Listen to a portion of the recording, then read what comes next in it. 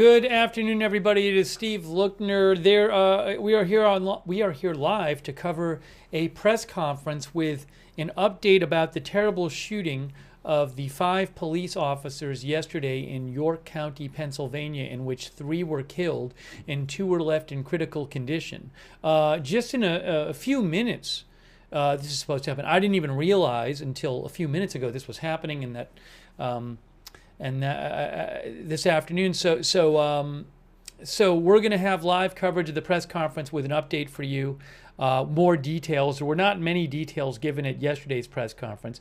There have been some details reported by different outlets today, but we're going to get the real conclusive story from, I assume, from the police coming up in about, I want to say, 5 minutes.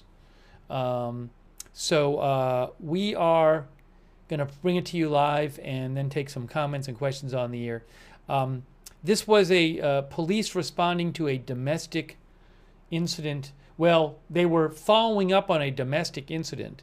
There's reporting today that says that the shooter had dated somebody who lived at this house, and that reportedly the day before the shooting he had been spotted possibly stalking the house, maybe with a gun.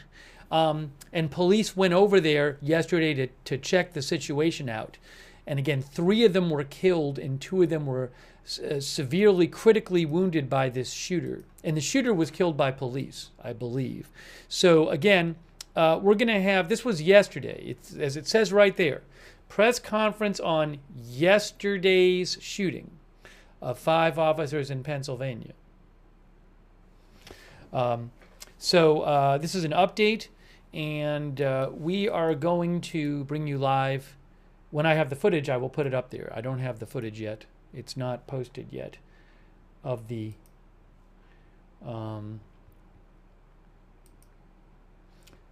press conference. But we didn't get that much information yesterday, so I did want to cover this today. But really horrible. Thank you to our moderators, by the way. Janet B. Roberts May Queen over there on YouTube. Ruth Krafasi, all moderating. Thank you so much. Thank you, Ed Weeby, for the membership as well. And also our moderators over on Twitch. Hang on a moment here.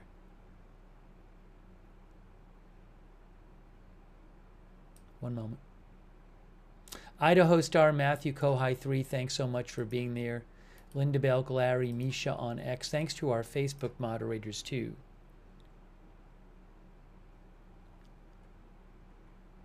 So this is supposed to start in the next few minutes.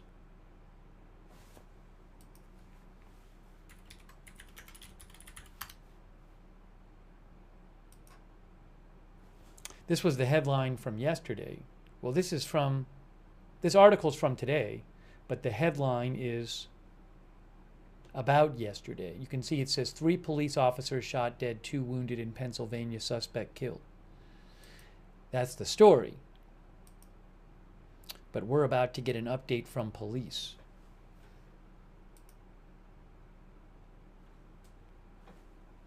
You know what? Let me just check something here.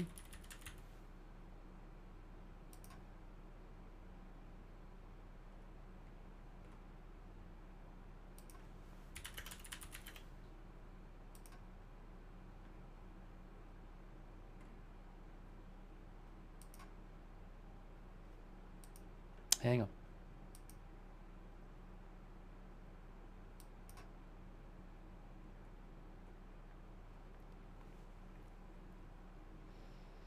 Yeah, it's supposed to start at 3 p.m. Eastern Time, which is in 2 minutes. But it looks like it's not going to start at 3 p.m. Eastern Time. I might be wrong about this, but I don't see it posted yet. Thank you, Turned Off, by the way. Let me give you some background. Thanks, Turned Off. Let me give you some background on what happened while we're waiting for this to start. I got to keep an eye out for the start of this. But you can see here, Reuters says 3 law enforcement officers were shot dead and 2 others were critically wounded in Pennsylvania on Wednesday in a confrontation with a gunman who was fatally shot by police.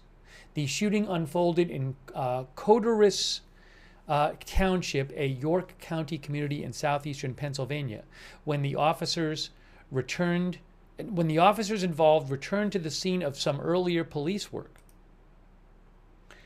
It was to follow up an investigation that began on Tuesday. Yesterday, the police did not elaborate on the circumstances, calling it an domestic-related investigation.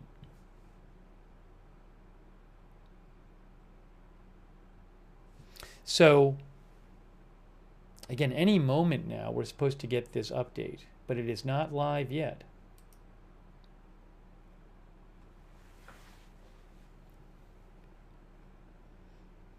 Fantasy says it was an ambush.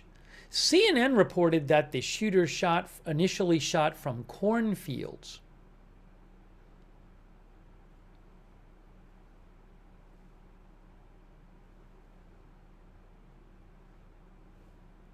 One of the stories I read today said they had they had searched the area beforehand, or maybe I think they said they had a drone in the area beforehand, but they didn't spot this person. But again, reportedly he was, I guess maybe obscured or hidden in these cornfields.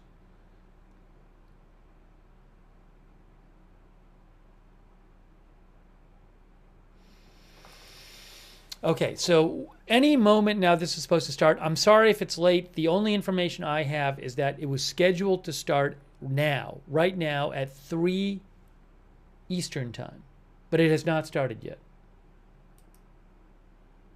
Yesterday started I think almost right on time.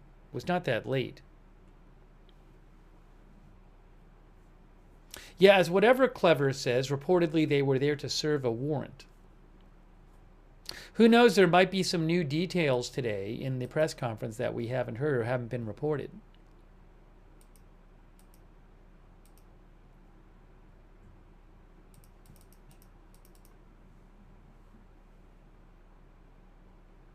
Oh, I have an update for you guys. Hold on a second here. Ed O'Keefe with CBS News reports that so President Trump was flying a helicopter to Stansted Airport on his way out of the UK today. He was flying in Marine One. According to the White House press secretary, due to a minor hydraulic issue and out of an abundance of caution, the pilots landed at a local airfield before reaching Stansted Airport. The President and First Lady safely boarded the support helicopter. That is via Ed O'Keefe of CBS News.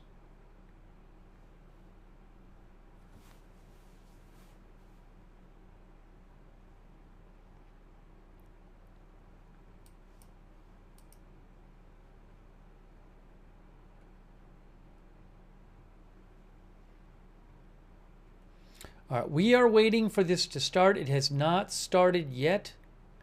It is supposed to start any moment now. That's the best I can tell you.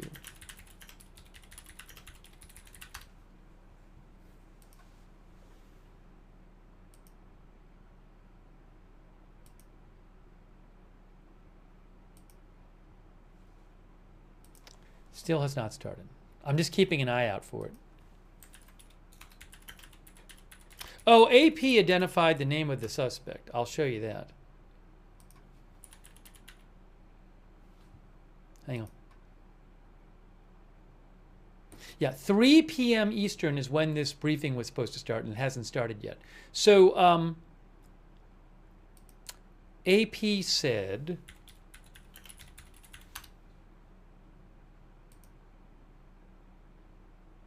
here.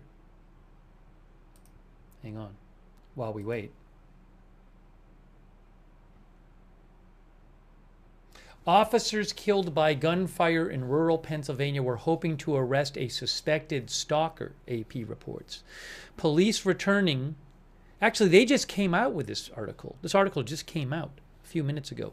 Police returning to a home in the rolling farmland of southern Pennsylvania in search of a suspected stalker who may have been trespassing encountered a barrage of gunfire that left 3 of them dead and 2 more wounded in critical condition. More details were expected to emerge in an afternoon news conference. The violence erupted Wednesday afternoon as officers sought 24-year-old Matthew James Ruth, who they believed had been at the home the night before carrying an AK-47 and aiming a scope at the house. A woman he had briefly dated lived there and called police late Tuesday when she spotted him on a trail camera, according to a police affidavit. The suspect, Ruth, eluded police that night, leading them to return the next day after taking out misdemeanor warrants for his arrest. The young woman's car had been set on fire in August, and she suspected he may be involved. Oh, hold on a second. I have the video. Hold on. One moment here. Wait 1 second. Let me get this on the screen for you.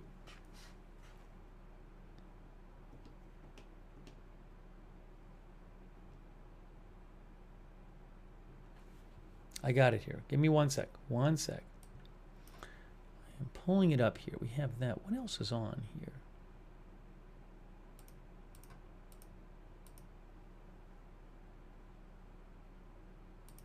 Oh. Here. PA cast. All right, so the video is up. Can't see anything yet, but it's there.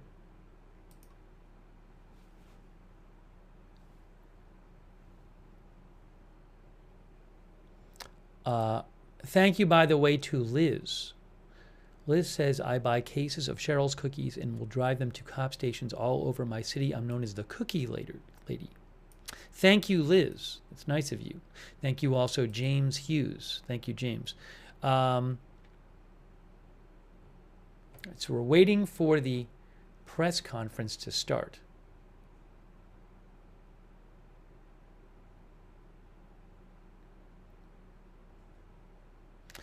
A neighbor told AP investigators twice visited. What is this? Oh, I guess today is it? Or yesterday? I don't know which day. Investigators twice visited the home of reported suspect Matthew James Ruth, about 10 miles from the shooting, said a neighbor. They first arrived around noon, then about 5 p.m. That was yesterday. They left around midnight with bags of potential evidence.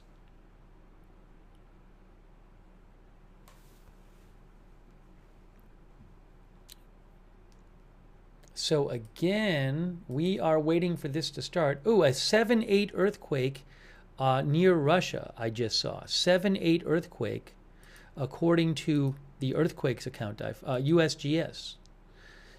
I think this is a similar location to the 8-something about 3 weeks ago or something. Right there, USGS has it as a 7.8.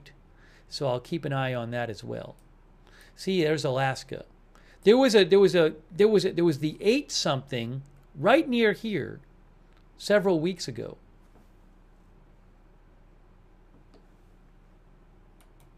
I don't know if it'll get revised.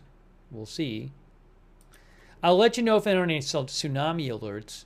I don't know that there'd be a big worldwide tsunami alert for a 7.8, but I'll let you know.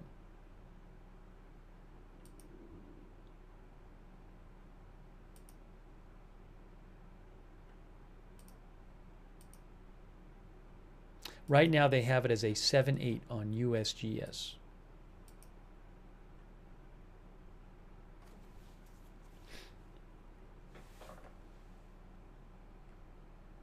But we are going to watch this press conference.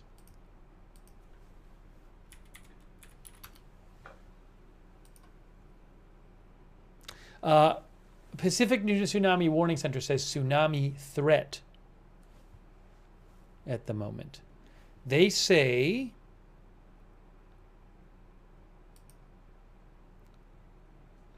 Hazardous tsunami waves from this earthquake are possible within 1,000 kilometers of the epicenter along the coasts of Russia.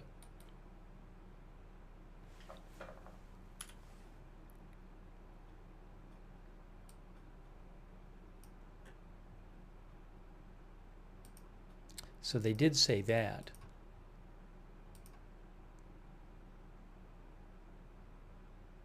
They have not determined whether other locations are threatened. No tsunami threat to American Samoa, they said. No tsunami impacts expected for Guam.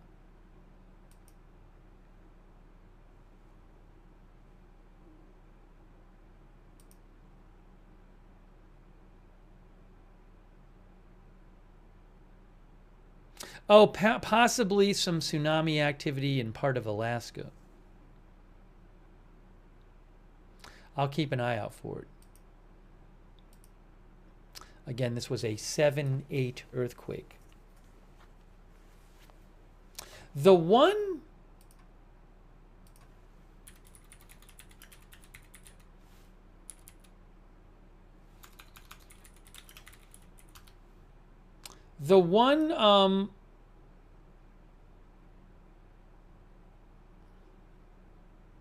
what was the one a few weeks ago? Yeah, there was an 8.8 in that area. There was an 8.8 in that general area, not that far away. And that was back on the 29th of July. That was an 8.8. This is a 7.8.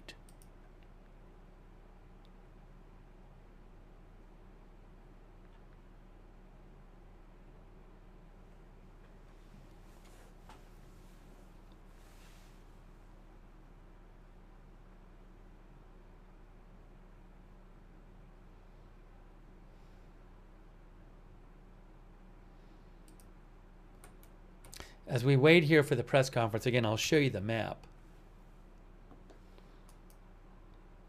Again, 7.8 off the coast of Russia, northeastern Russia. Oops, well, I messed that up.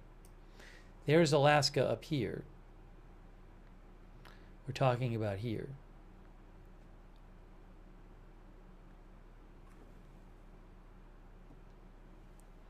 One of our viewers said, Jacqueline said there was a 7-something there recently.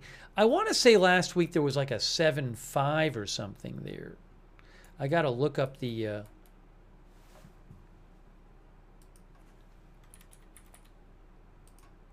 got to look that up. There was a 7.4 in that general area about 5 days ago. There was a 7.4. Actually, there was a 7.4 about maybe about 20 miles away. And that was 5 days ago on the 13th. This is the 18th, and now you have a 7.8.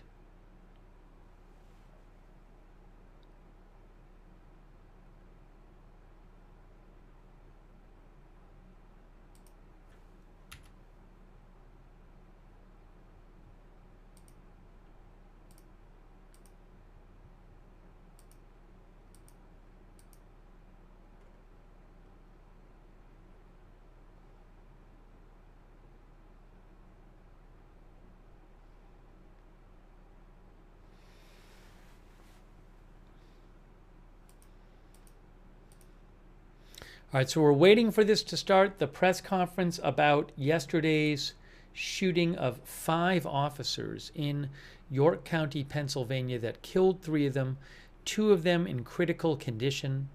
We're supposed to get more information in this press conference. You can see on the screen, we're just waiting for it to start.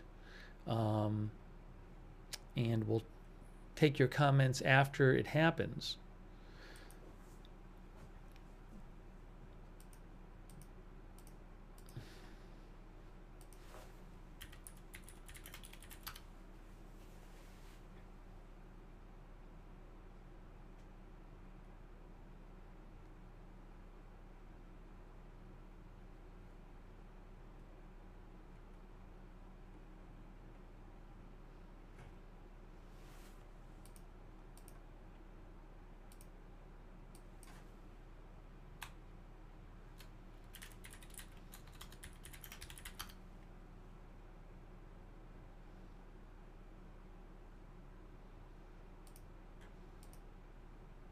Hold on. Something's happening.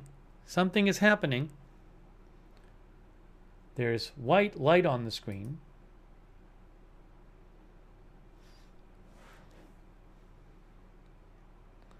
See, it seemed to start and then it stopped. Now what's happening? I'm not oh, hold on a second. Give me a second. They're getting it on the screen. They are getting it on the screen. Apparently. Further live coverage is expected. Hang on. Hang on a moment. I'm waiting for the Reuters feed.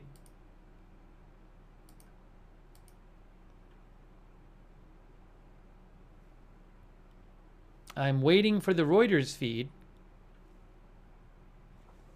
Hold on a second here. I might be able to get it here. Hold on. Oh, there's a problem with the actual provider. This is being provided by the state of Pennsylvania. I'm actually on their website. They're having an issue with their stream. I can see it. I went to the stream and it says service unavailable. So it's not a Reuters thing. There seems to be an issue with the state live streaming. So hopefully they can get that fixed. Yeah, there's no feed to show you right now. I mean, it's not just Reuters. It's the state of Pennsylvania's live streaming feed. Oh, I can't steal it from somebody else. Hold on a second, though. Let me see what I have access to here. Hold on a moment. One moment.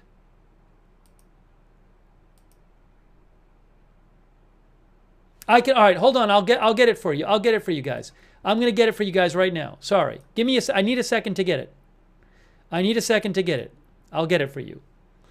Somehow the state didn't work. I'll get it. I didn't even know we need this backup. So I need about... Oh, here it is. I got it for you. Physical evidence, and unfortunately, the location of our fallen officers. Based upon this review of information, I will go ahead and deliver an initial finding of fact. This is an initial one. There are many steps that need to be completed as part of this investigation. And there are many questions that I will not answer for you at this time because the investigation is ongoing. And there will be a second briefing once all of that information comes back and is complete.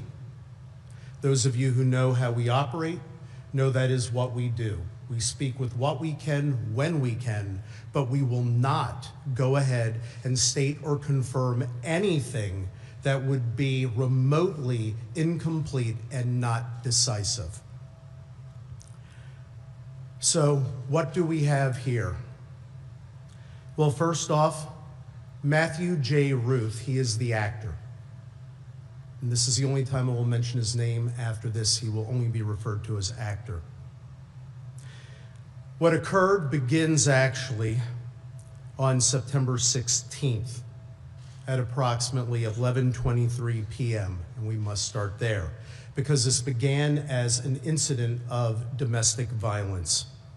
There was a call that came in from the mother of his ex-girlfriend that the actor was spotted on her property with binoculars looking through the residence, looking through a window. The mother of the ex-girlfriend advised that it was a white male wearing camouflage, and she could see him through a trail camera that was standing in her driveway. And while en route to the location, the mother of the ex-girlfriend advised that the male possibly came there in a black truck that was parked on Emig Road around the corner from the residence at 1879 Hare Road. Officers responded, and upon initial arrival to the property, they did not locate the male. They went to Emig Road and did observe the black 2000 Ford Ranger pickup truck parked along the road in the woods line. It was unoccupied, and then officers went back to the residence and spoke with both the ex-girlfriend of the actor and the mother of the actor. And the ex-girlfriend of the actor had advised that on 8/20 of 2025, an unknown person set her pickup truck on fire while it sat in her driveway. She advised that at the time she suspected that it was her ex-boyfriend who was the culprit, but she wasn't sure, so she requested that the matter not be investigated further. The ex-girlfriend then showed a still photo from the trail camera, and what it showed was a white male wearing all camouflage outfit, standing behind the ex-girlfriend's truck in the driveway. And the male is looking through a scope device with it pointed towards the residence.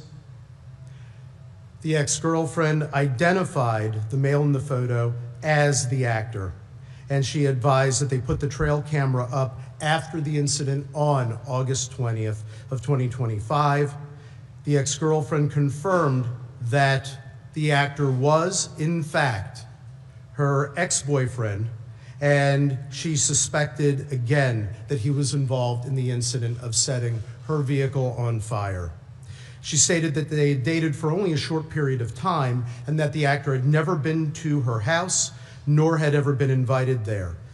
The ex-girlfriend also advised that the actor owned and often drove a 2000 black Ford Ranger pickup truck. And when they were reviewing the photo, the officers noticed that the actor had an AR-15 style rifle slung across his chest while looking into the residence.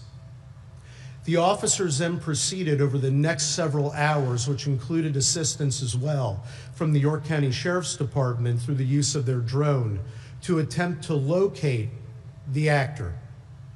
They could not find him, despite searching over the next several hours. A warrant was sworn out for the actor's arrest, and the charges in that matter included stalking and loitering and prowling at night. The next morning, detectives from the Northern York County Regional Police Department attempted to go ahead and locate and execute a search warrant on the known residence of the actor. Included in executing that search were 3 detectives: Detective Sergeant Cody Becker, Detective Mark Baker, and Detective Isaiah Emenheiser. 2 other detectives also participated in this search. They arrived at the actor's residence and communicated with his family at 12:11 p.m. They left the residence, having interviewed family and having conducted search at 1:23 p.m. At 2:02 p.m., Detective Sergeant Becker, Detective Baker, Detective Emenheiser, and 2 other Northern Regional detectives arrived on scene at 1879 Hare Road, the location of the incident the previous evening. They arrived and they were searching for the actor. Also accompanying them to assist was a deputy sheriff from the York County Sheriff's Department to again assist with drone action and finding individuals through the usage of a drone. The search went on for the actor, which included various outbuildings, and the drone was being employed to also check neighboring fields. During the course of this search, detectives went to the front door of the residence. They arrived at the door at 2:08 p.m. The initial officer who went to the door was Detective Emenheiser. Right behind him was Detective Baker. Following as well was Detective Sergeant Becker and another Northern York County Regional detective.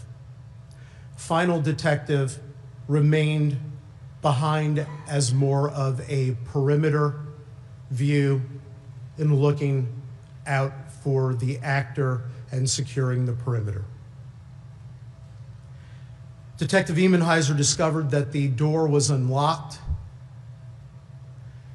Having remembered that the door was left locked by the ex-girlfriend and mother who were not at the residence because they went somewhere else for their safety, they decided that they were going to go in.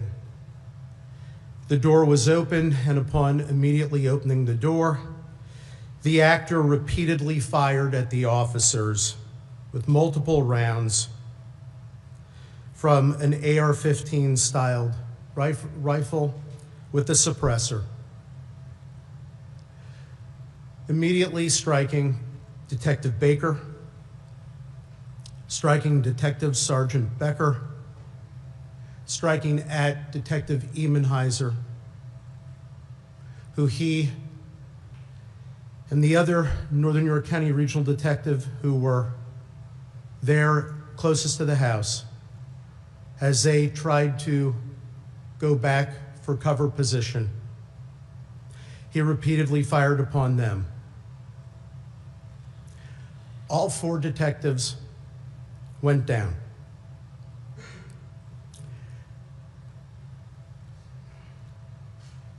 The actor then proceeded to turn his attention to the deputy sheriff. The deputy sheriff and the other Northern York County Regional detective began to position themselves to return fire. The Northern York County Regional detective repeatedly fired at the actor. The actor did strike the deputy sheriff who was by his vehicle and also struck the vehicle. The deputy sheriff did himself remove his 9mm. The Northern York County Regional detective was firing at the actor with his AR-15 style rifle. The actor repeatedly was firing his rifle at the deputy sheriff, striking him. The deputy sheriff went down and went to try to retrieve his rifle and go for safety as well to take cover to return fire. The actor went up towards the roadway where the vehicles were to engage in fire with the deputy sheriff continuing to fire at him. The deputy sheriff returned fire with his 9mm handgun. The Northern York County Regional detective also was returning fire with his rifle. While up at the roadway when the actor was there was a final exchange of gunfire. After that exchange, the actor went down. The actor became deceased. Following this, the Northern York County Regional detective immediately went to see about rendering aid. He immediately went down first to his fallen officers from Northern York County Regional Police Department by the house and discovered detectives that were non-responsive. Detective Sergeant Cody Becker, Detective Mark Baker, and Detective Isaiah Emenheiser were all killed following the brutal ambush that was committed upon them by the actor. The final Northern York County Regional detective was critically wounded. The other Northern York County Regional Detective immediately began to render aid, as he also called out, to have responses from other law enforcement and other emergency responders. After rendering aid there, he realized that the deputy sheriff was also critically injured. The detective for the Northern York County Regional Police Department responded to the deputy sheriff and immediately began rendering aid to him as well. From the time period when the detectives arrived at the front door preparing to enter to when the shooting stopped, they arrived at the front door at 2:08 p.m. All shooting had stopped by 2:10 p.m. and 16 seconds.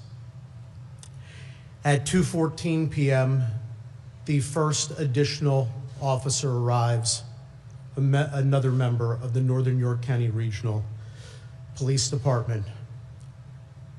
The detective rendering aid to the deputy sheriff requests that the other Northern York County Regional officer go over and place handcuffs upon the actor, not knowing his full status at that point.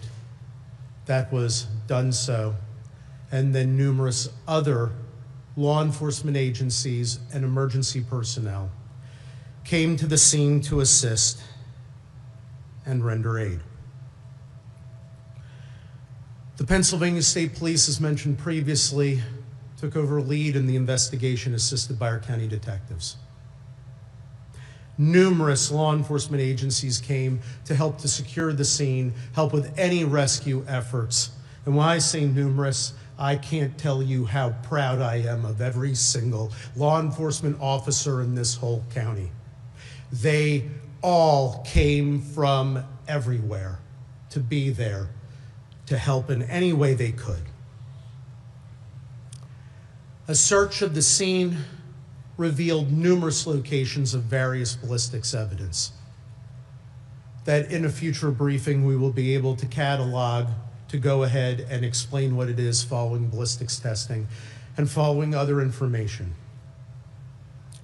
Needless to say, at this point in time, from what I was able to observe on scene as shown and explained to me by the investigators, it corroborates fully what we have just stated and also shown through visual and also through other interviews.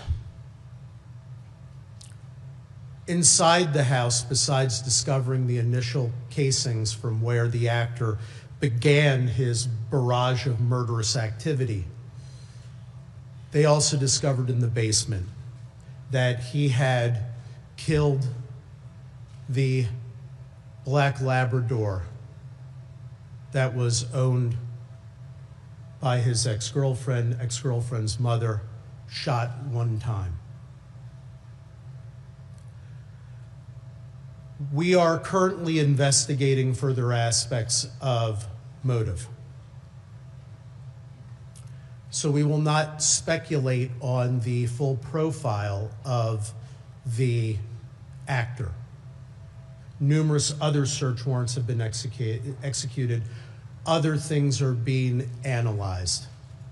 There is one motive, though, that is clear for everything, and that is the hateful scourge of domestic violence. That is what brought us here. That is what brought law enforcement here. That is what started all the activity. The whole sequelae is there. And yes, thanks to the actions of the Northern York County Regional Police Department, supported by the York County Sheriff's Department, we have 2 lives of the residents there that are saved today. Because make no mistake about it, and this I can conclude by all reasonable inferences from all information without speculation. Had they arrived home and not Northern Regional Police Department officers arrived, they would have been killed immediately by the actor. Again, that is not speculation. That is the absolute only reasonable inference from all actions. The detective from Northern Regional who was injured was, of course, rushed to York Hospital, as you all know, taken into surgeries, was critical but stable. The same is for the deputy sheriff from the York County Sheriff's Department. We are very blessed and thankful that they are stable. In terms of some legal aspects, one of the things that I wanted to make clear of right now, although it be crystal clear and obvious to any human being on the planet, but just to make sure that this is articulated legally, all actions by law enforcement were justified. They weren't only justified, they were necessary. And we are so thankful and appreciative to them, and especially our Northern York County Regional detective who fired the last shot and who rendered the aid. I can't imagine the strength and the fortitude that it takes to immediately, after having seen and been engaged in that, and going down to see what you observe, to be immediately thinking of rendering critical aid and engaging in life-saving action. He saved many lives that day. If the actor was not eliminated and his threat and murderous rampage eliminated, who knows where this would have stopped.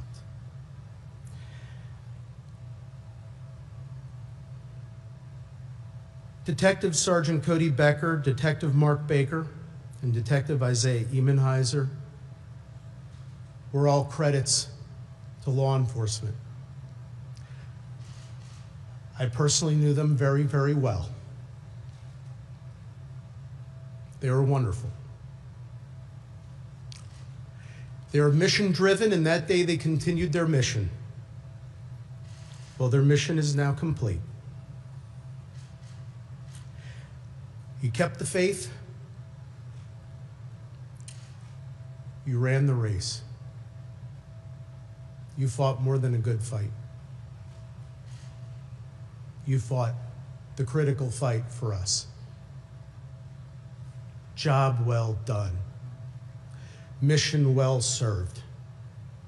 And we will love you forever and all eternity. Final comment I want to make is about York County. This is my home. This is our home.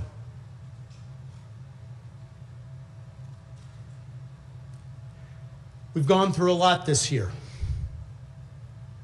We've been at podiums like this too many times. And when you go through that, when you go through these sorts of things, it can seem very, very dark and dire. And you can begin to lose faith and hope. And I'm going to tell you, last night, there were a lot of us feeling that way, and I personally was too. And then when I left the scene and went over to the coroner's office when I was in the procession, and we're going down the roadways, and all you saw all along those roadways were members of our community. And they were standing there in the rain for hours to watch our law enforcement standing there, the old, the young, families, children, waving American flags, waving flags and holding signs saying "Back the Blue," showing their love and appreciation for law enforcement. And all I could think is, there's the light. There's Christ's light that drives out Satan's darkness. We are a great community. We are a safe community. We are a loving community. We are there for each other, and we need to be together to be love and light, and we will demolish hate and darkness by doing so. And by God, with every fiber of our beings, we will do that. This county will always be there for our law enforcement, and our law enforcement will always be there to protect and serve you. God bless you, York County, all that you are, all that you stand for, and we are so proud to serve you every moment of every day. With that, I'm going to ask my dear friend Dave Sunday to speak. And before I do, I want to mention something special about him. Yes, he's our Attorney General, and yes, he was the former DA, but he plays a more critical role in our lives, and in my life in particular. He's one of the best friends I have. And he came to the scene last night, not to be Attorney General, not to be a politician, not to even go ahead and be extra law enforcement. He came there at my request because we needed his friendship and love. And you know what in life? That's more important than anything else. And more important than calling him my former colleague, my former boss, and our Attorney General. I call him my friend. So my friend, if you'd like to say a couple words.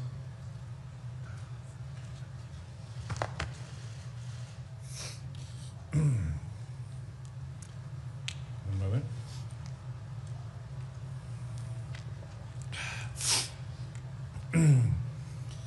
Good afternoon. After tragedies like this, we often look for reasons to explain unreasonable and unexplainable events, but oftentimes none come. Yesterday, 3 families received the call that law enforcement families fear each and every single day. They may not always talk about it or acknowledge it, but that fear is always there and very, very real. The fear that their father or their mother, husband or wife, beloved partner will not be returning home. I pray for the families who are dealing with unfathomable loss, and our hearts remain with the 2 families who received the call about their loved ones being seriously injured, and we pray for their recovery. This law enforcement community needs us right now. These families need us. The police departments, York County and the Commonwealth needs everyone to respond with grace, with love, with support, and yes, prayer. Police officers do not ask for awards, accolades, or attention. But the truth is, every single day, they're standing up for their communities, for many people who they have never met before, and putting their lives on the line. Many of us have been in a position where there's been an emergency in our lives, and we've needed help. And we've had to call 911, and the police come. And they oftentimes can fix a situation. They can make you feel better. They can take care of you. And after that's over, they leave. And as a family, you may come together and say, thank God we got through that. We're okay. But those police officers move on to the very next call. And then they move on to the very next call. Every day, every week, every month, for years, decades sometimes. And they don't have the luxury of taking a break and saying, you know what, we took care of that one, we took care of that family, we're fine. And this kind of detail in particular, when you're talking about a warrant, is some of the most absolute dangerous work our police officers do, because they never know exactly what they'll encounter. The officers involved with this incident went to a home to protect a woman and her children. They encountered a force of evil, hell-bent on taking lives. Think about that. Think about what these officers went through. And I ask, do police officers not deserve the full embrace and support of society. Being a police officer means kissing your spouse or partner and children goodbye every single morning or afternoon, depending on your shift, and heading off to a job where you have no idea what you're going to run into that day and what will be required of you. Our police officers today are so much more than law enforcement officials. They're social workers, mental health professionals, counselors, crisis interventionists, child care workers. And they have the bright light of public opinion and judgment shining on them every single day. But yet they perform their duties without hesitation, true to their oath to protect and serve. Yesterday, 3 brave officers gave their lives to fulfill their duties. In the midst of that gunfire, their mission expanded from protecting a family to saving one another, and those actions saved lives. Without committed, qualified police officers, any and every community in our nation is susceptible to lawlessness and disorder. Families and children are vulnerable. Our older residents are vulnerable. Who's going to hold the line between a free society and lawlessness? Well, we all can play a role. I've heard it said before that more and more we have come to expect less and less from each other. Looking around our world, it's hard to argue with that. Society has become programmed to devalue human life. Perhaps it's social media or the news environment that thrives on outrage, or the loss of in-person connections and relationships. But that doesn't mean that we have to accept it. We have to get past the attitude that we are not each other's keeper. Step away from the keyboard and talk to a stranger, talk to a neighbor, find a place to lend a hand. If we can't get beyond that attitude of selfishness for the sake of our society, then do it for the sake of these men, these heroes and their families. As one of Pennsylvania's most famous and favorite sons, Fred Rogers once said, "Look for the helpers."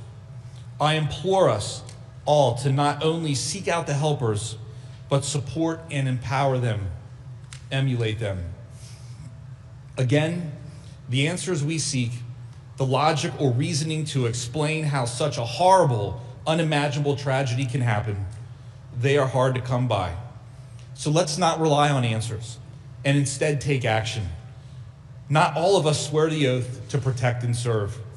Not all of us put on a uniform, but we are all capable of being the unrelenting force that overcomes evil. And I think we are. Late last night, after spending the evening at the scene of this horrific crime with our fallen heroes, my friends that were partners when I served as a district attorney, we made a very sad journey with their bodies to York. The rain was falling as if God himself was mourning with us. As I looked outside my vehicle window, lining each rural road, outside each home, standing in the rain were our fellow York Countyans, with American flags, holding a vigil for these men and honoring their sacrifices. I want everyone to know how important that was to the police officers and the law enforcement community of York County. It was so important to each of us who knew these men and considered them friends. That is the humanity that we need in this moment and in our world. Thank you. May God bless and keep these men and their families, and may he protect the men and women in law enforcement every single day. Thank you.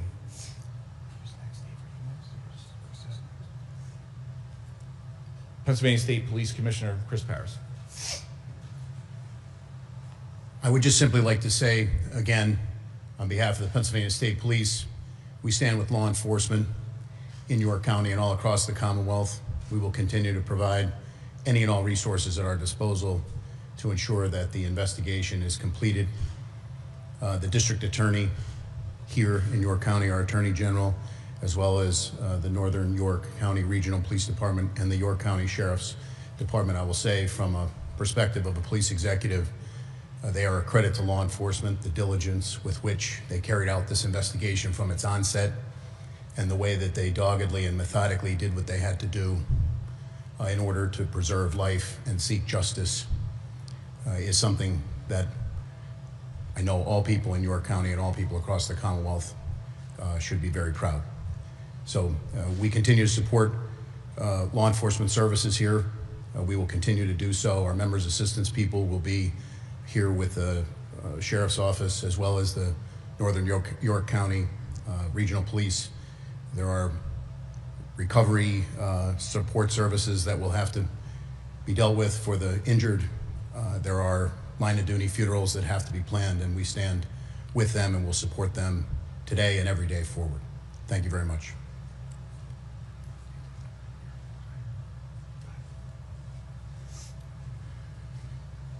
I stand here today to tell you the obvious.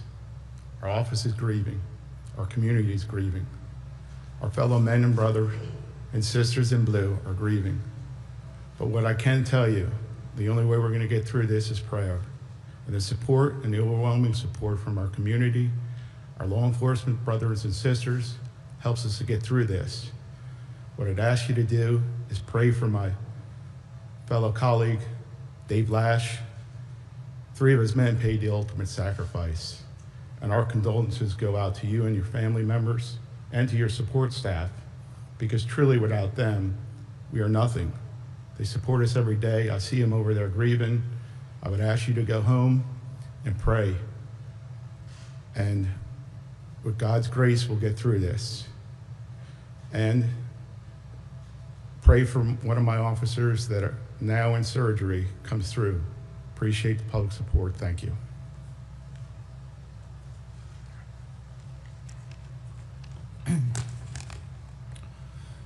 Good afternoon. My name is Dave Lash. I'm the Chief of Police of the Northern York County Regional Police Department. Yesterday was a dark day for the Northern York County Regional Police Department and for all of York County and our communities. We are mourning the loss of 3 of our officers, and we continue to pray for the recovery of our 4th and also for the recovery of the York County Sheriff's Deputy. I want to take a moment to recognize the 3 officers we lost: Sergeant Cody Becker, Detective Mark Baker, and Detective Isaiah Emmenheiser. Each of these men represented the very best of policing. They served with professionalism, dedication, and courage. They were leaders within our agency, committed to protecting this community and standing beside their fellow officers. Unfortunately, their deaths are the stark reminder of the risks law enforcement officers accept every day. They knowingly place themselves in harm's way to keep others safe. For that, we are forever indebted to them and their families. Currently, our administrative offices are closed, and police coverage in our municipalities is being provided by neighboring departments and the Pennsylvania State Police. We are grateful for their immediate support in helping us maintain public safety while our department works through this tragedy. The Northern York County Regional Police Department will return to patrol operations tomorrow on Friday, September 19th at 1900 hours. Until then, our partners will continue to ensure uninterrupted police service in our communities. We know the community wants to help, and an official endorsed donation portal will be announced shortly. This will ensure that all contributions go directly to the families of our fallen and injured officers. On behalf of the Northern York County Regional Police Department, I want to thank the community, our law enforcement partners, our elected officials, for their overwhelming outpouring of support. While nothing can erase the pain of this loss, your strength and compassion will help us and the families of Sergeant Cody Becker, Detective Mark Baker, and Detective Isaiah Emmenheiser as we move forward through the difficult days ahead.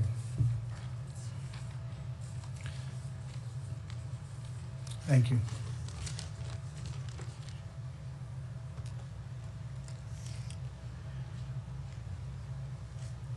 That concludes the comments that we came here today to make to everyone.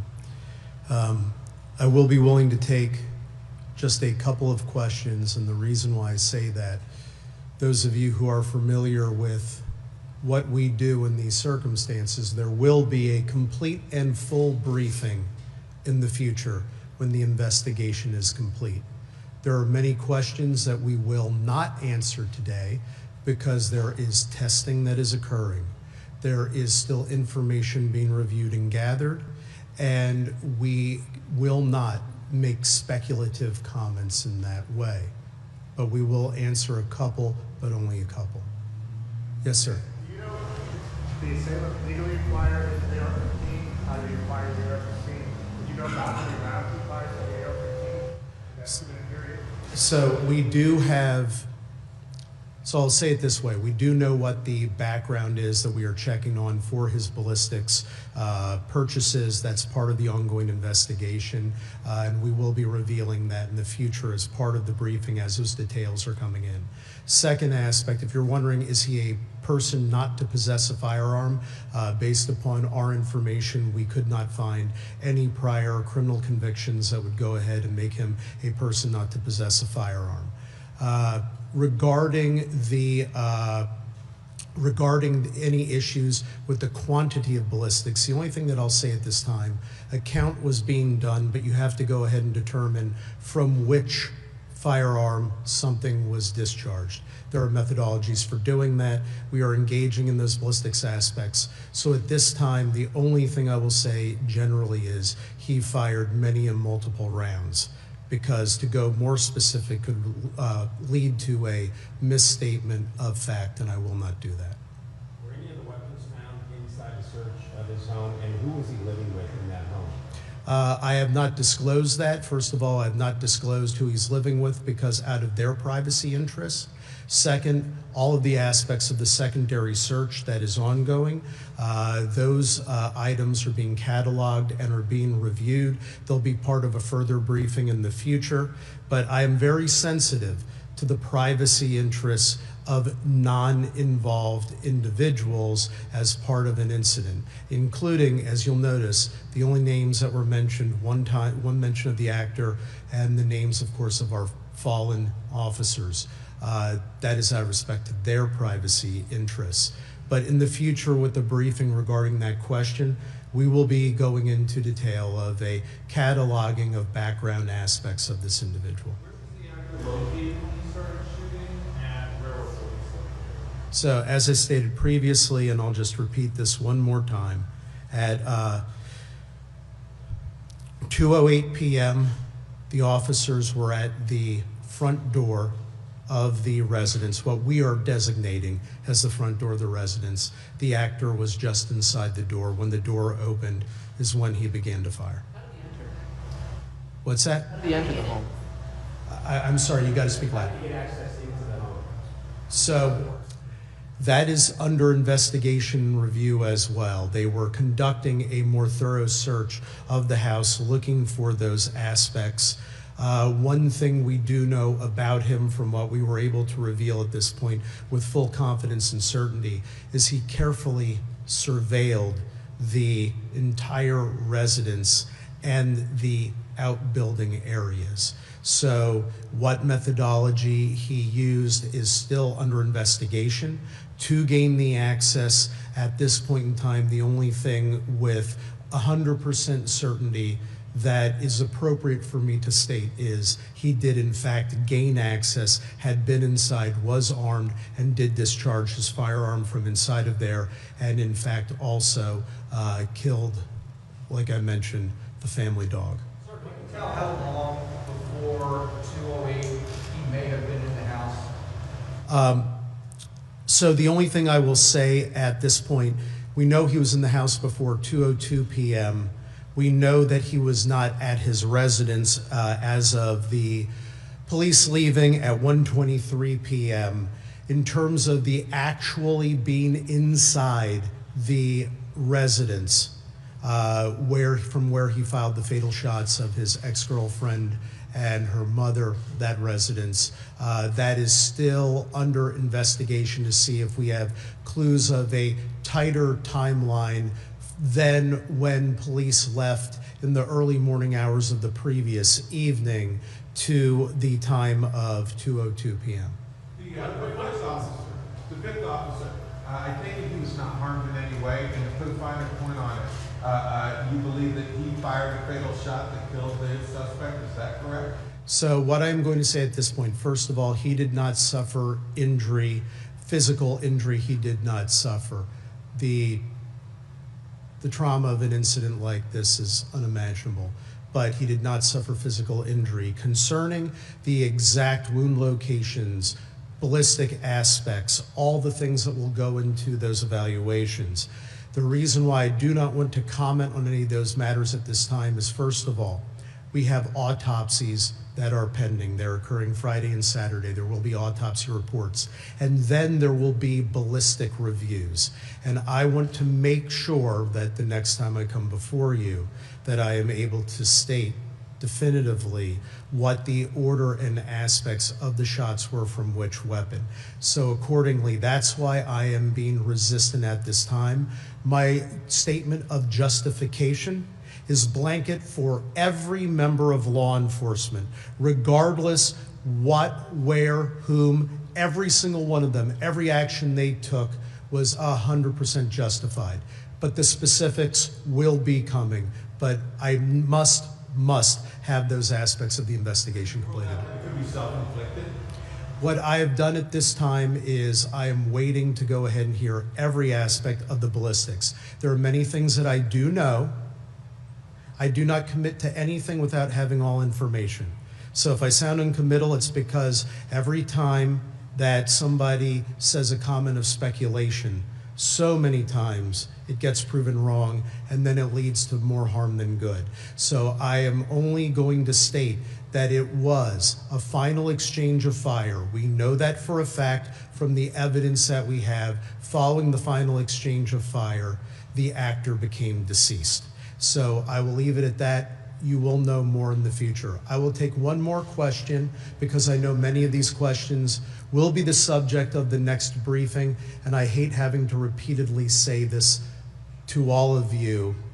Knowing that the actor was potentially armed, what precautions did your detectives and officers take in issuing a warrant for a potentially dangerous individual? So they did get the arrest warrant, as I stated. They did a complete search of the whole area that night. They went over to the actor's home the next day. They made sure that the township police department of the area where he lived, that they were alerted. And these are plainclothes detectives, but they also do wear their bulletproof vests. They were equipped to go ahead and go into harm's way.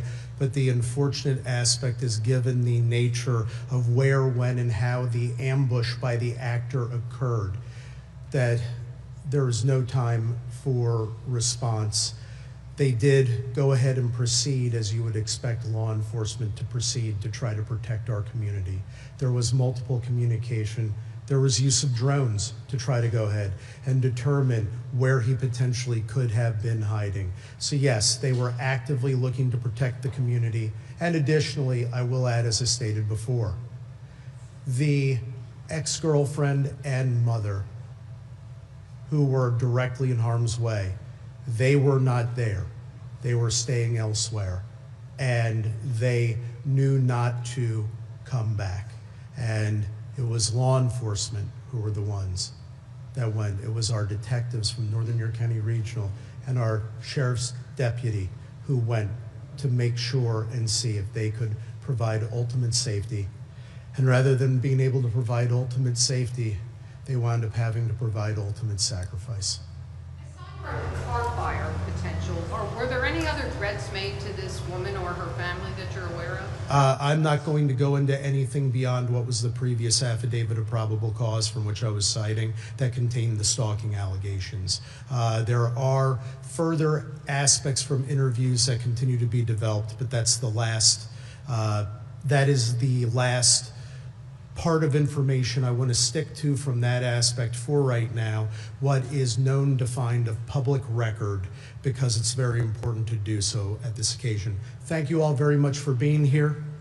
Chief, Thank you. spell the names of the slain officers, please, and their ages.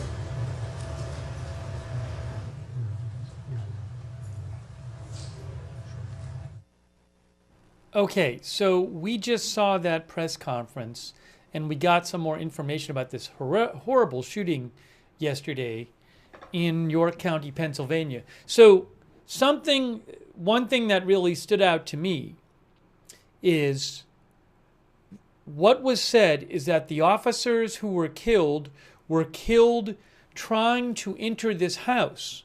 And when they went in the house, the suspect was in the house, the shooter was in the house and shot at them from inside the house. What I am not clear on is how that all happened. Because now there had been some reporting earlier today, which turned out to not be true, which I told you about earlier. I had read one report that said that the shooter had been started to fire on them from cornfields. Well, that's not correct, because we just heard in the press conference that the shooter was inside this house and they went to enter the house and he fired on them as they entered the house. So one thing I'm a bit confused about, and I don't think maybe this is probably being investigated, is so Lucky Luciano said, how did the cops get caught like that? What I don't understand is, you would think the police would think that maybe he is in the house. If they thought that maybe he was in the house, you would think that they were aware that, who knows, maybe he's sitting there with a gun. So I don't know. It's possible that something happened. I'm sure there is more information we don't have. Maybe for some reason they thought they were going into an area where he wasn't, or something like that. I don't know. So I don't. Again, I don't know the detail here.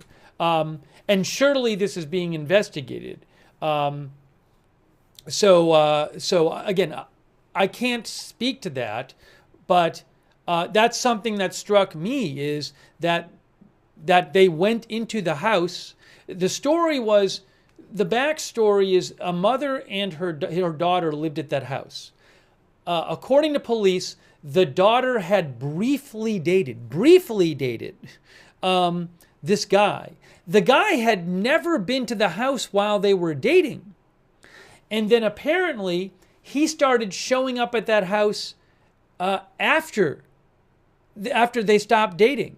He had not been to the house while they were dating, and they had only dated briefly. Anyways, he was there, and he had been there earlier, and I believe, if I remember right, he had been there on Tuesday. And but police, when they went there on Tuesday, they couldn't find him. They got a warrant for his arrest, and they went to the shooter's house, I believe it was, the shooter's apartment or his residence on Wednesday. He was not there. And then they went over to the house. And from what I remember in the press conference, police spent time searching the premises. They had a drone up. And then they discovered that the actual house of the mother and the daughter, the mother and the daughter were not there, by the way, as we heard in the press conference. They had left for their safety. They'd gone somewhere else. But the police discovered that the house was unlocked. And they remember, and it shouldn't have been unlocked. So at that point, they went to enter the house, and then they got shot, and 3 of them were killed by the shooter in the house. And then the shooting moved outside eventually, too, where I believe, if I have it right, 3 were shot and killed when they tried to enter the house, and then one or two. There were 3 shot and killed and 2 critically injured. I can't remember if 4 got shot when they tried to enter the house or 3, and then 1 or 2 got shot out afterwards. So, yeah, I do not. We didn't get the details of the specifics about when they entered and what situation they thought they were going into and where exactly. There's no diagram that we have of where the shooter was or something. Eve says, sounds like police walked into an ambush. You know, something else we don't know is we don't know the layout of the house. We don't know, did they go in and see nobody there? Was the shooter hiding in some strange location, right? So I don't have these specifics for you, but it's very, very tragic. Also, as Lisa said, yes, the shooter had in the house killed a dog that had belonged to the residents of the house.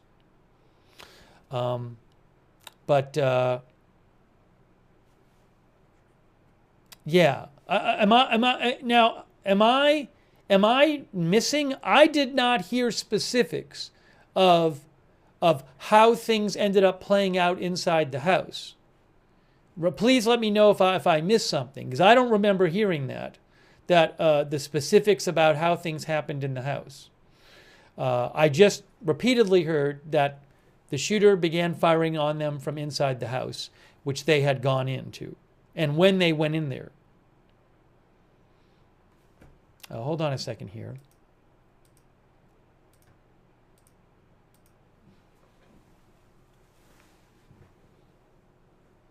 Yeah, Chaz says they opened the door and were immediately fired upon. That's what it sounded like to me.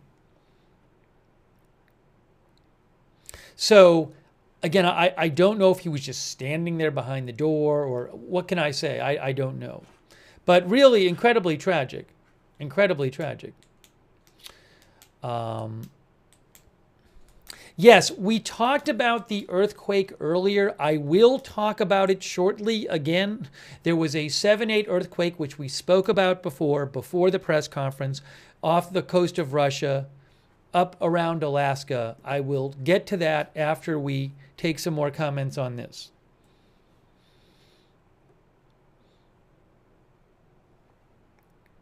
One of the viewers said, why would they leave their dog?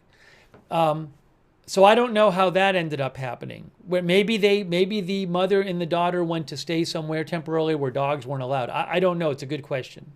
That I don't know. Also, Jamie says they were wearing vests. I believe, if I remember right, that it was said in the press conference that the detectives were wearing vests, but bulletproof vests. Zulgrunt thinks they left the dog to protect the house, which maybe they did. You know, a couple of our viewers like Maverick Pixel have mentioned body cameras. Yeah, I don't know if, did they say if they were wearing them? I don't remember it, but it's possible I just missed that. So I don't know if they were wearing body cameras, and if they are, will that footage be released? Perhaps it will. Was it said? Once in a while, I just miss something that's in the press conference. So I don't remember hearing it, but it might have been said because I'm checking other news and stuff too. No, the vest they said. I don't remember them saying the cameras. I remember hearing about the bulletproof vest, but not body cams. Now Josh Fife said plainclothes officers usually don't wear body cameras. I don't know if they did. They were detectives. They were plainclothes officers wearing bulletproof vests, I believe it was said. So I do not know. But maybe somebody wore a body camera because they knew they were going to go search for this person. So also, there was a drone there searching at the time. Was the drone up at the time of the shooting or not? Did the drone maybe capture the shooting? I don't know about that.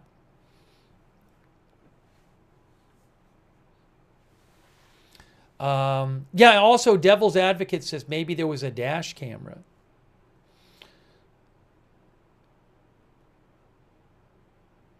Oh, the address for the house was actually given and I missed it. So I was going to show you an overhead of the house. I can go back and find it. Does anyone remember what that what that was? It was said at the start of the press conference, and by the time I realized it was said, I didn't remember it, and I couldn't stop the press conference. So,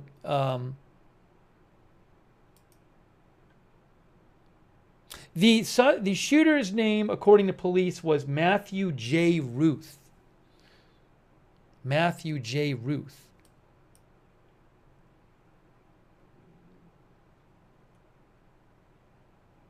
Where was the address? I know the address was said. Har Road near Emig Road. What number Har Road? Was it 1870? Detective Wisdom, some of our viewers are saying it was 1879 Har Road.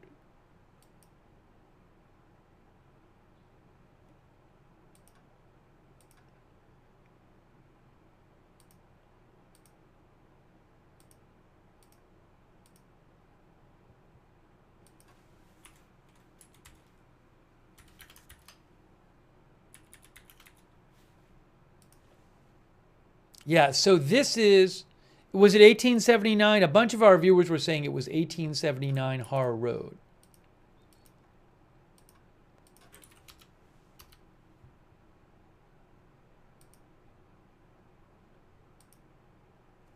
I was trying to actually confirm. It was definitely on Har Road. Hold on, I'll show you. A number of our viewers said it's on 1879 Har Road. Is that correct? Hold on. That is where we're talking about there. So this is, it's pretty rural there, right? There's not buildings. It's not a lot of buildings in the area. Oops, sorry.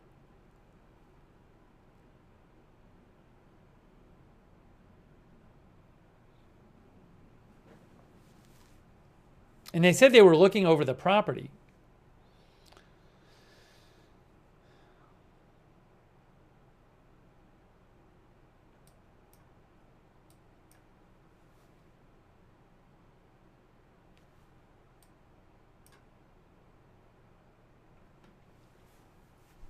Oh, what about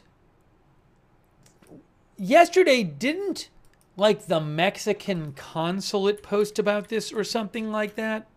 And I don't know that that was discussed in... I don't know that that was discussed in the actual press conference.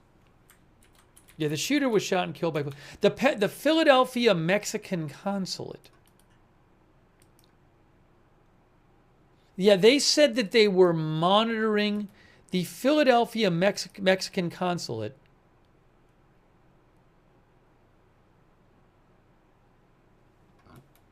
Said they were monitoring the incident.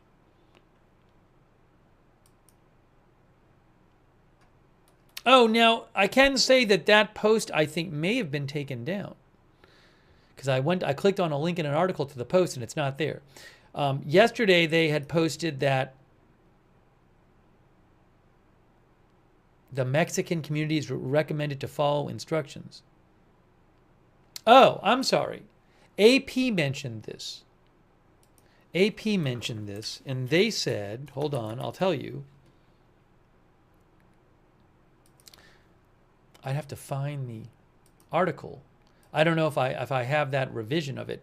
According to ABC27.com, according to ABC27.com, AP reported that a spokesperson for the Mexican consulate in Philadelphia said that post was only a precautionary alert for our community. I have not, so that's what they said. I can't really explain it, but I don't at this point know of any connection to Mexico. I mean, unless either the people living there was from Mexico. Oh, no, you can imagine different connections, but it's from, I just looked at an article with a link to the post, the Facebook post, and it's now not there anymore. So maybe it's just not, maybe they thought that there was some Mexican person involved and there wasn't. I don't know. Detective Wisdom believes there are a number of Hispanic families in the area. That could be true. I'm not familiar with it.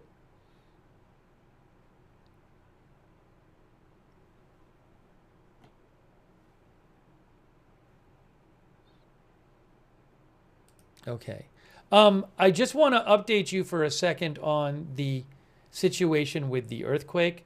There was a 7.8 earthquake,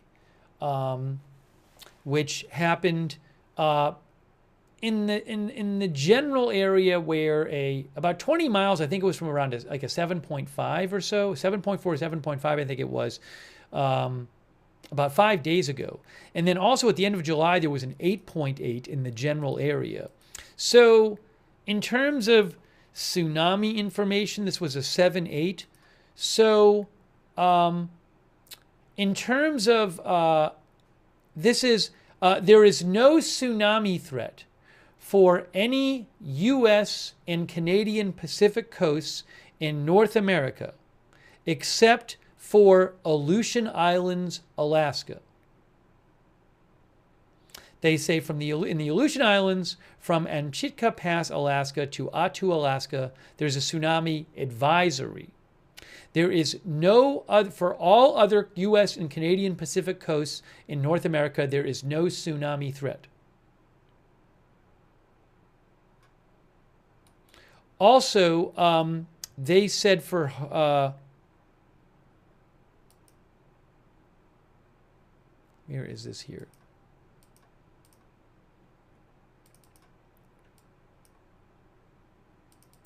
Now, why can't I view the bulletin here? It says click on the marker. I'm clicking on the marker. It's not letting me.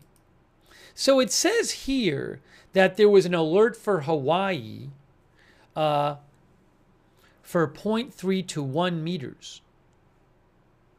And it says 1 to 3 meters Russia alert. So I'll show you that. That is right, where is it here? Here. Tsunami waves reaching 1 to 3 meters above the tide level are possible along some coasts of Russia. They don't have any observed yet. And then they also said that, now this for Hawaii, it says, they don't really develop it in here. So I'm a little confused what's going on there, but they did say 0.3 to 1 meter threat for Hawaii, at least as of this point in time.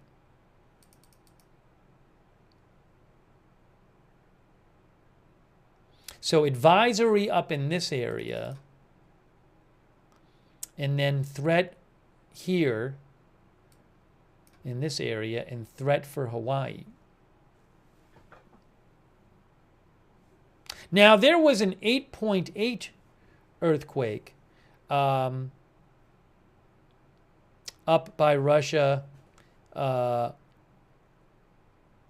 the end of July, and we didn't really see significant, very, very significant tsunami activity, not damaging tsunami activity in Hawaii at that time. But, you know, earthquakes are different, although this one is, each earthquake is different. This was a 7.8.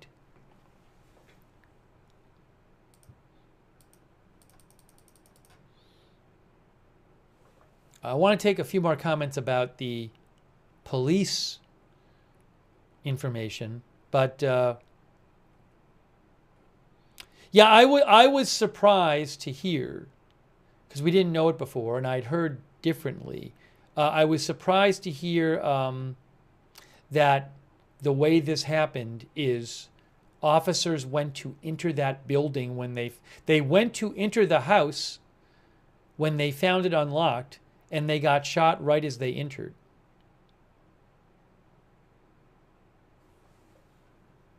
You know, some Italian guy says it does not seem the police used enough caution. I know why you're saying that, but there's so much we don't know. What I was just thinking is maybe for some reason they thought he wasn't in there. We don't know that. You know, so I don't...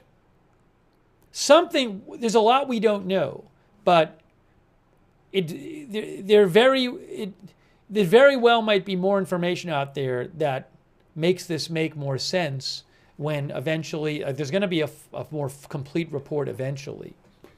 But certainly it's a bit confusing right now. We clearly don't have all the information.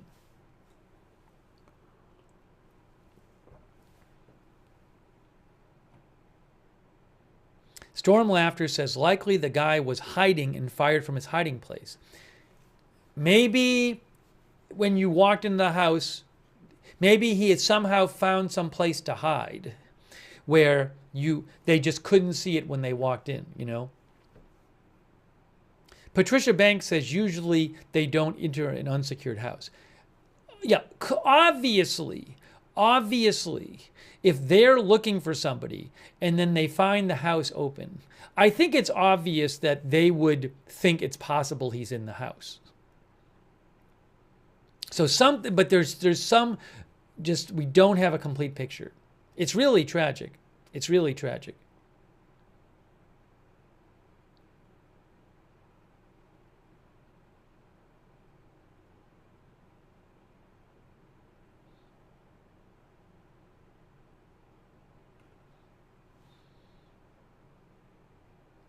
Richie MC said, did the suspect have a Ring camera tracking the police outside?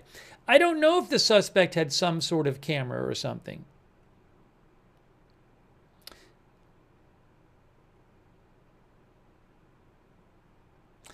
But he had been spotted at the house, I believe, the day before.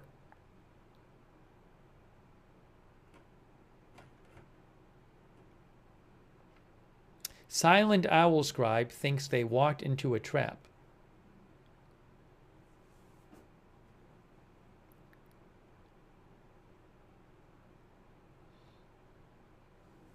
Yes, so 3 of them died and 2 of them were critically injured.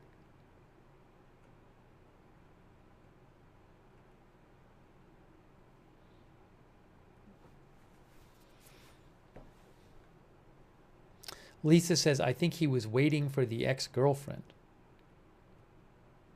Yeah, it's unclear how long he had been in the house for and been there for.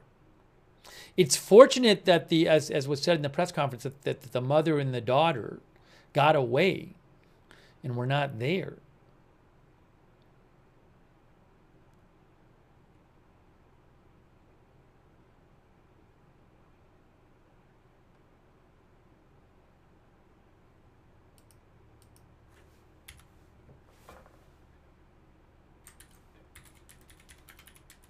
Yeah, in terms of the trail camera, some of our viewers are mentioning. This is from the Reuters article.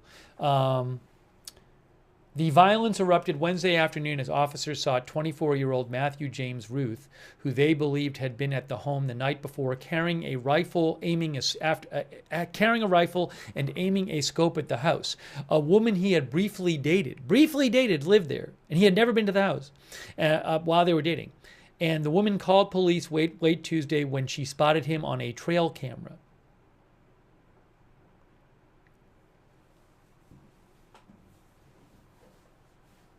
Also, I believe part of this is that her car had been previously torched and she suspected maybe he did it, if I remember that right.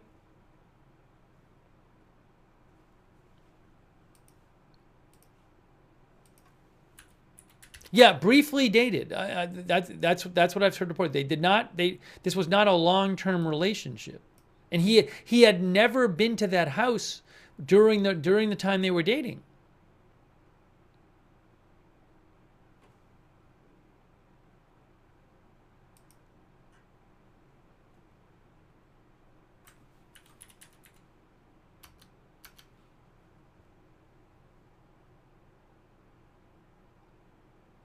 Yeah, several viewers are saying they said that. I can't remember the exact date, but I remember seeing that her car had been burnt, and she suspected that he had done it.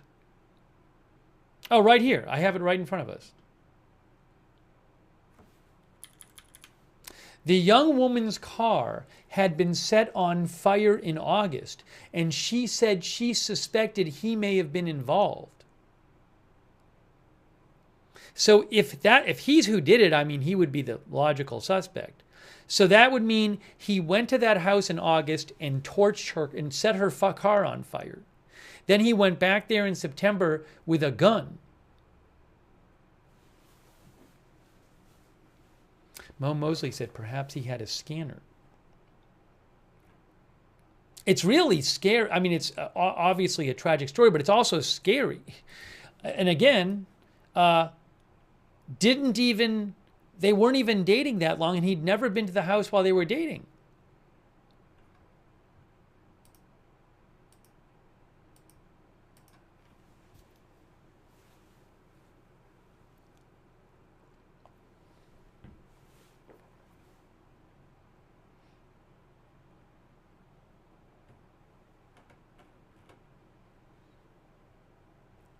Lisa says, really scary.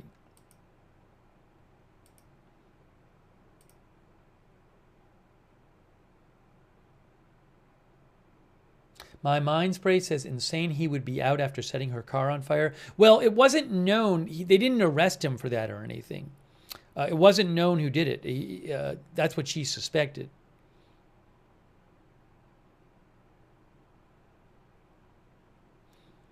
Pendergasted said, didn't she also ask they stop investigating the car fire? I didn't hear that. I don't know for sure, but I didn't hear that.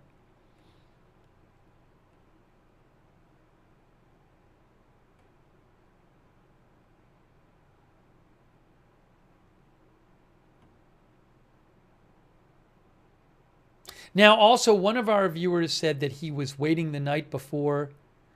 I don't know the timeline the night before. One of our viewers believes that he was waiting to ambush them and the police came first. That's what Sharkingly said.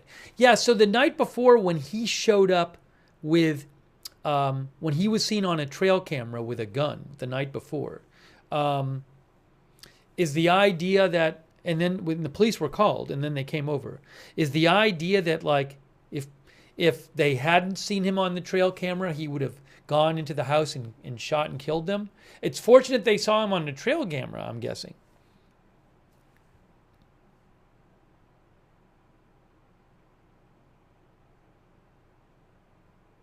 The shooter was killed by police. It's really terrible. But now I don't know that we'll cover it because I don't know when it'll come out. But again, it was said in the press conference that there will be a full report on this eventually with a lot more information.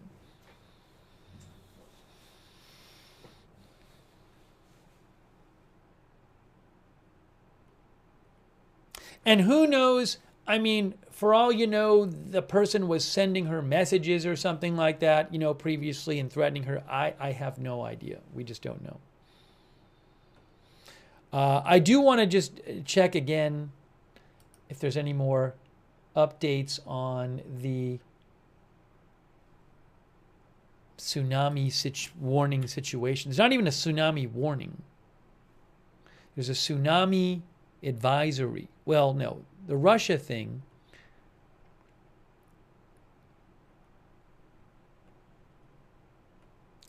There's tsunami threat. Oh, hold on. I have an update for you. Here is the latest from the 7.8 earthquake. 7.8 earthquake off the east coast of Kamchatka, Russia. Tsunami waves have been observed. Hazardous tsunami waves are forecast for some coasts. Tsunami waves reaching 1 to 3 meters above the tide level are possible along some coasts of Russia. Okay? Tsunami waves reaching 1 to 3 meters above the tide level are possible along some coasts of Russia. Now, universal time right now is 2033. UTC now is 2033, right? Am I wrong about that? No, 2033. And if you go, look, a buoy observed a 0.2 foot tsunami wave. Now I believe they can get larger as they get closer to shore. Where is this buoy? Dart 21415 observed. This is a coastal or deep sea ocean level gauge. Let me pull that up for you. Here, I have it. This is the buoy right here. Yeah, that buoy seems like it's not really close to the coast right here. So I don't know what that means in terms of at the buoy it was 0.2 feet. But what they said is that on some coasts, for some coasts of Russia, there's a tsunami waves reaching 1 to 3 meters above the tide level are possible. And there are various coasts. It's now 2033. So for all 4 of these locations, that it would already be, I mean, for these 2, it would be about an hour past the initial tsunami estimated times of arrival. I'll let you know if I hear anything about this. But for example, for Petropavlovsk, Russia, their ETA of the initial tsunami wave would have been over an hour ago. The other update I have is for Hawaii.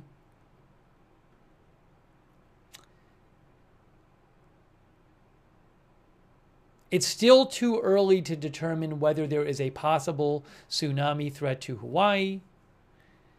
If there is a tsunami threat, the earliest estimated time it might begin is 2:51 p.m. Hawaii time, which is about 4 hours and 15 minutes from now. But they have not determined that there is a tsunami threat for Hawaii. That just was posted about 5 minutes ago. Okay.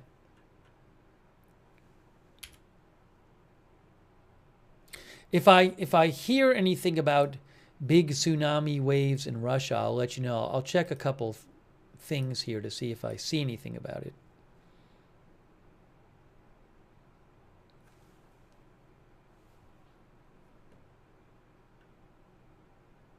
I'm checking some Russian news outlets, and I don't see anything about it yet. Yeah, I'm checking over some, again, Russian news outlets. So I would think if there was some huge tsunami wave already, we'd be hearing about it. But let me keep checking here. I have a number of Russian news outlets I'm checking here.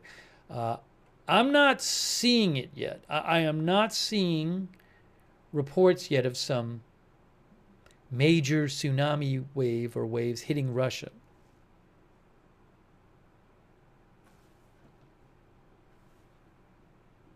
It's very possible with this kind of earthquake that won't happen, given what we've heard so far in the magnitude. But we'll have to see.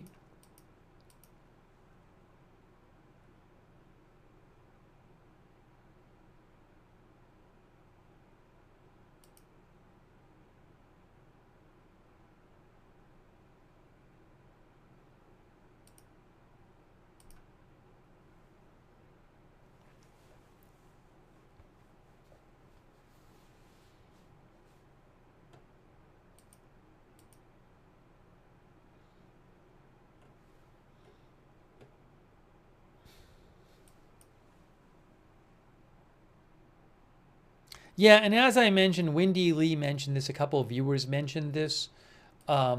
We talked about this a little earlier.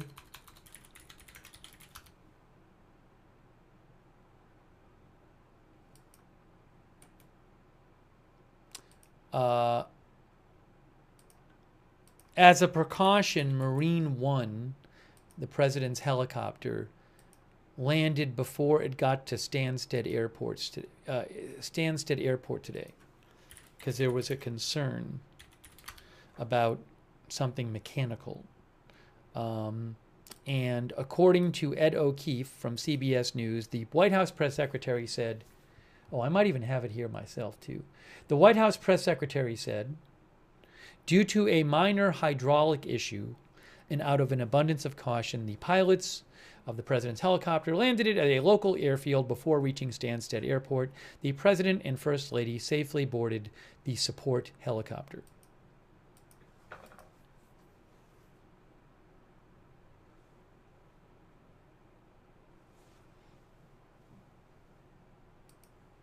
By the way, thank you to Gary Baines for the memberships.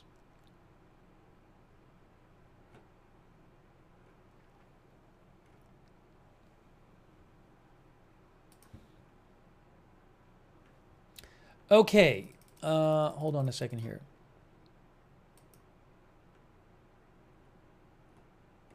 So we covered, we showed you the press conference.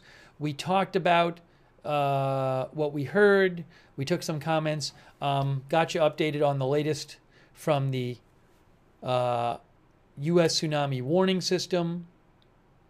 And I think I'm going to start wrapping up this live stream. If there's some huge damaging tsunami wave, I hope there isn't. We haven't heard about it yet. I can certainly come back on the year and cover it. I'm hoping that just doesn't happen. But I'm going to start wrapping up this right now. By the way, one of our viewers, just Ryan, said she said she didn't want to press charges.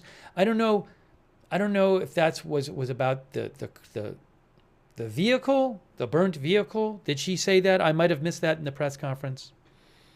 But anyways, if you missed the press conference, you can go back and watch the whole thing. We missed like the first few seconds of it, but showed you the whole thing. You can go back and watch it. As I said yesterday, certainly condolences to the families of the 3 officers who were killed. Just awful. And thoughts with those 2 who are, I believe, critical but stable, if I remember right from today. I thought that was said. But both they were injured in critical condition. So, and also, if you're interested, in the press conference, it was said that they would be establishing some sort of official donations fund for those impacted by this incident, like I assume the families of the police officers who were shot. They did not give out. It sounded like it hadn't happened yet. So I don't have information on that for you right now. If I did, I'd let you know. But if I would say, if you're interested in that, keep checking, for example, Governor Shapiro's social media, Pennsylvania State Police, York County Online, maybe. But they said they would be establishing it, but they hadn't yet. But if you're interested in supporting them, there's going to be an official donation site or location or whatever, site or link or whatever it is. Okay, so I'm going to start wrapping up the stream. I really appreciate you guys being here for this stream on short notice. I did not know this press conference was happening until right before, so I'm glad we were able to cover it and see what get some more information on this terrible shooting. I really want to. If you'd like, you can subscribe, follow the channel, Agenda Free TV. We cover all kinds of live breaking news without an agenda. If you missed it, we did do a stream earlier this morning. We covered the President Trump's press conference with Keir Starmer, the Prime Minister of the UK. So you can go back and watch that if you'd like. If there's huge news tonight, we can come back on and cover it. I will post updates on my X account about any stories I see big updates on @Lookner on X. You can follow me over there @Lookner on X. And I would suggest turning on the notifications for the channel. So I can't tell you when big news is going to pop up, but if you have the notifications on, you'll get sent a notification whenever we go live. We have our own notification system. That's the most reliable one. It's free. We do it through Discord. The mods will post a link to the notifications in the chat. Also, what was I going to say? You can find the notifications link on YouTube and Facebook in the description of this broadcast. I really do appreciate our moderators for being here. Thanks so much to them. Ruth Krafasi, Roberts May Queen on YouTube, for example. That's the reason that we can have chat rooms. Janet B., thank you so much for moderating there. Also on Twitch, 13 Alamo, Bastion Girl, LB Prairie Dawn, Idaho Star. I got that Fire 247. Matthew Kohai 3 and Sarah. Thank you. Also on Facebook. Oh, thank you, Amy Cluck, for the stars on Facebook. Also, Margaret Riley, Shannon Davis Hughes, Kay Lowry Body over there on Facebook. Thank you for moderating there. Linda Belk, Larry, and Misha on X. Thank you for moderating too. And thank you to Quake Clouds for subscribing on Twitch, by the way. Thank you, Quake Clouds. No, we did not discuss Gaza this stream. I have my eyes on the Middle East. If there's major developments there, we can do a stream on that later. We'll see what happens. Major new developments. Also, thank you, Tappet350 on Twitch and Guy from the 207. Another way to find out when we're live, another good way is to follow us on X. If you're on X, at Agenda Free TV, I post there whenever we go live. I post updates about the channel there. We do also have a chat on X, which is not on X. We have a chat on Discord, which is free, where you can chat with other viewers. A number of our viewers enjoy doing that.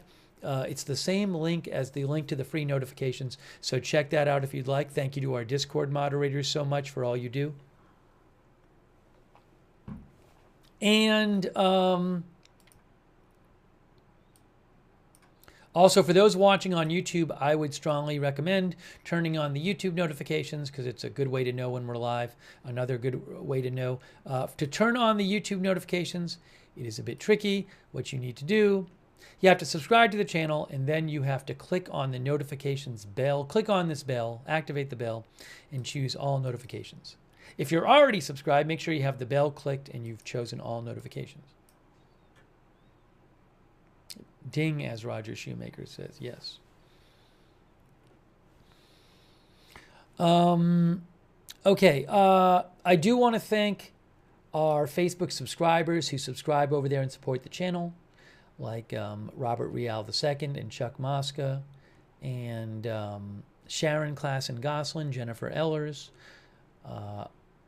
Margaret Riley, Kay Lowry Body, Shannon Davis Hughes, all of our other Facebook subscribers. Thank you so much for subscribing there and supporting the channel. Our Twitch subscribers, too, really appreciate it, like Quake Clouds, and Matthew Kohai 3, CC143, Wall Street and Shaggy, Mac Vision 3D, Artful Nothing, Lucha Libre Hero, Annie Cush, and all of our other Twitch subscribers, thank you. And our YouTube members, like CAC813, JK Cinar, Chaz Martin, MB, Sevenfold, Roger Shoemaker, Bearded Genius, Sydney, Waltham, Pat W., Red Girl, Owen Foley, Teresa, Austin Batman, Veggies Norway, Dave F., Lisa, did I say Teresa? Our bucket list over there on YouTube. Thanks for being a member. CJS Lady, Batman, Just Ryan, Val Cargo, Red Girl, Anara 2, Roger Shoemaker, Casey Veteran, Lola P, Holstrand, Eddie C, and all of our Lolly Lollipop, and all of our other YouTube members. Thank you, and everybody else for watching. Diana Lynn,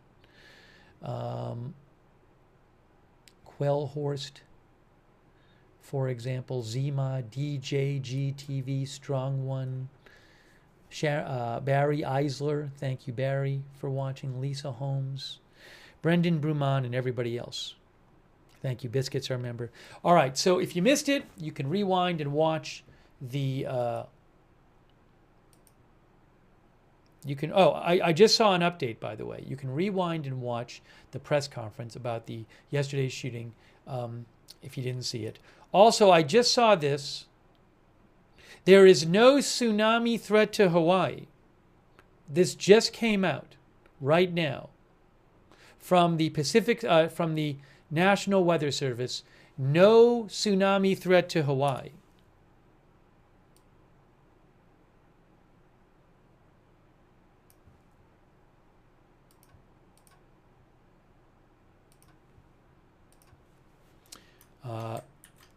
No tsunami threat to Hawaii from 7.8 earthquake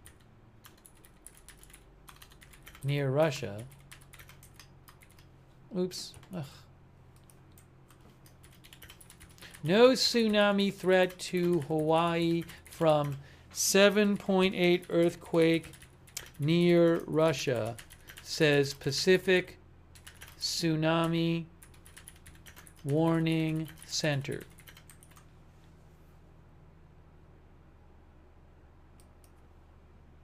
They also say that a destructive Pacific-wide tsunami is not expected. As I mentioned earlier, they are still saying at the Pacific Tsunami Warning Center that there is a risk for some coasts of Russia closer to the earthquake of a 1 to 3 meter tsunami, of 1 to 3 meter tsunami waves. But we haven't heard about anything like that yet happening. Hopefully it doesn't happen. Okay, so that is it for now. Thank you for watching, and we will see you soon with more live breaking news coverage right here at Agenda Free TV.